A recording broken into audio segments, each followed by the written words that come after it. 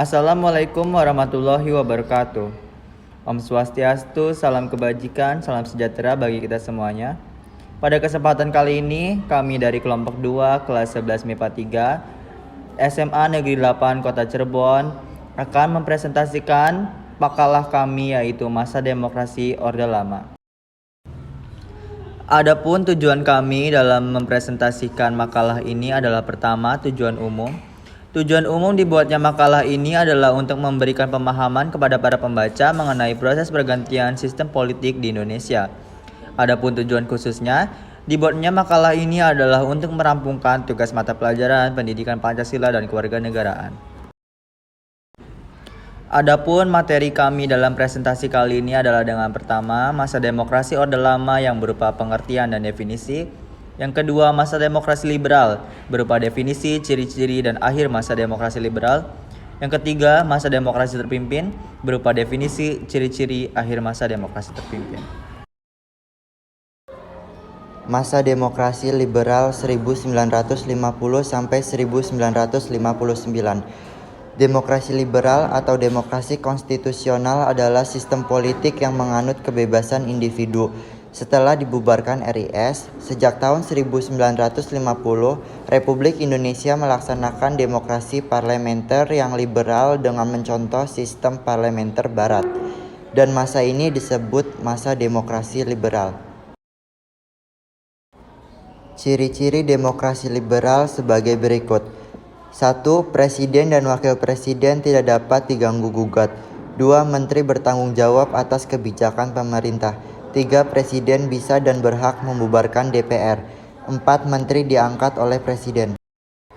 Susunan kabinet.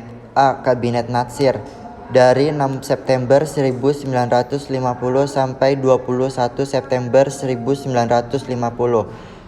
B. Kabinet Sukiman dari 27 April 1951 sampai 3 April 1952. C. Kabinet Wilopo dari 3 April 1952 sampai 3 Juni 1953. D. Kabinet Ali Satromijoyo I dari 31 Juli 1953 sampai 12 Agustus 1955.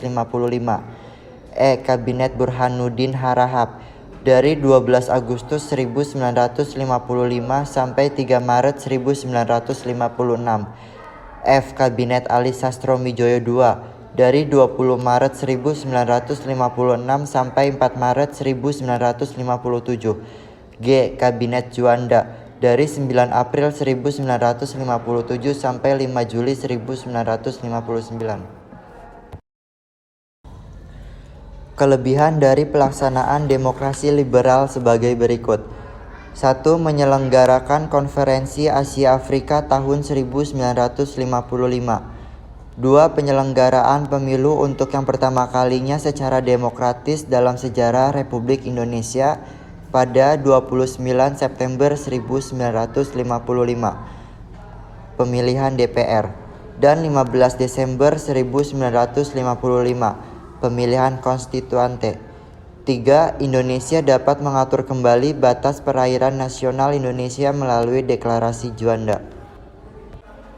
Kegagalan dari pelaksanaan demokrasi liberal antara lain. 1.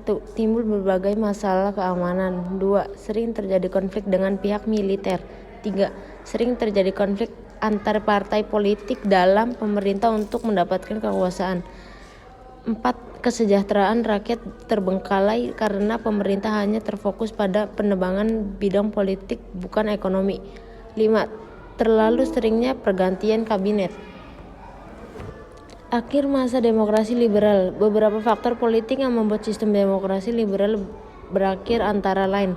1. Partai politik masing-masing mementingkan kepentingannya golongannya. 2. Seringnya terjadi pergantian kabinet. 3. Badan konstituante gagal dalam menjalankan tugasnya.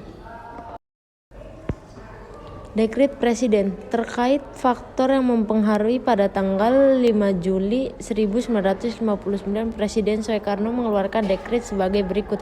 1. Pembubaran konstituante. 2. Berlakunya kembali UUD 1945. 3. Tidak berlakunya UUDS 1950, 4. Pembentukan MPRS dan DPAS.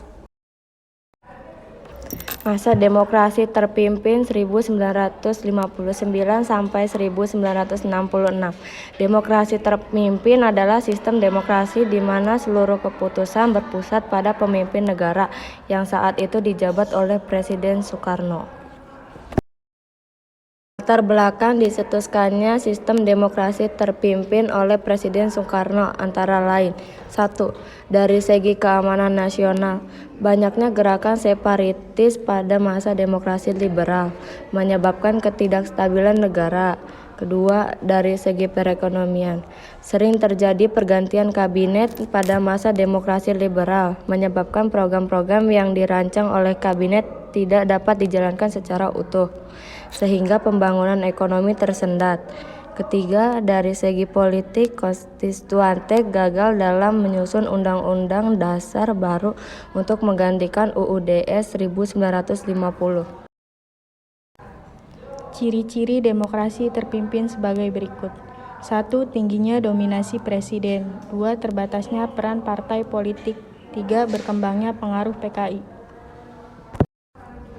Akhir masa demokrasi terpimpin. Faktor penyebab keruntuhan demokrasi terpimpin diantaranya yaitu: 1. Adanya kekacauan besar yang diakibatkan oleh peristiwa G30S PKI.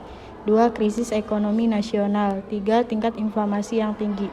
4. Penyimpangan yang dilakukan Soekarno terhadap konstitusi. 5. Kegagalan Soekarno dalam bidang politik dan ekonomi. Kesimpulan dari kelompok kami adalah demokrasi liberal pada tahun 1950 sampai dengan 1959, yaitu menganut kebebasan individu, kepemerintahan dipegang seorang Perdana Menteri, serta sistem multipartai yang menyebabkan munculnya sikap politik saling menjatuhkan. Juga demokrasi terpimpin yang dilakukan pada tahun 1959 sampai dengan 1966, pemerintahannya berpusat pada pemimpin yang kemudian berkembang menjadi alat kekuasaan ekstra konstitusional bagi bentuk pemerintahan otoriter. Sekian presentasi kelompok kami mengenai demokrasi masa Orde Lama. Kurang lebihnya mohon maaf. Wassalamualaikum warahmatullahi wabarakatuh.